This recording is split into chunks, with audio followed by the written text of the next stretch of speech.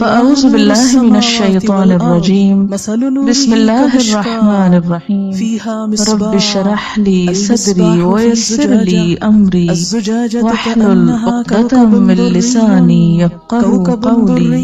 قرآن پاک کی یہ آیت جو ہے وہ بہت آیات پر بھاری ہے، جو اگر انسان سمجھ لے تو اس کے بہت سے اعمال کا قبلہ درست ہو جائے، اس کے حالات درست ہو جائے۔ ہمارے ملک میں سب سے زیادہ اگر قرآن کا کوئی حصہ پڑھا جاتا ہے تو شاید وہ سورۃ یاسین ہو، لیکن اگر اس کی ایک آیت لوگ سمجھ لیں تو ان کی اصلاح کے لیے کافی ہو جائے۔ 41 دفعہ پڑھنے کی بجائے اگر صرف ایک دفعہ ایک آیت سمجھ لیں تو بہت سی اصلاح ہو جائے، بہت زیادہ فائدہ ہو جائے۔ اور وہ یہی آیت ہے کہ پہلی بات تو انسان یہ یاد رکھے کہ زندگی صرف یہ زندگی نہیں، اس کے بعد مرنا ہے، اور مرنے کے بعد پھر دوبارہ اٹھایا جانا۔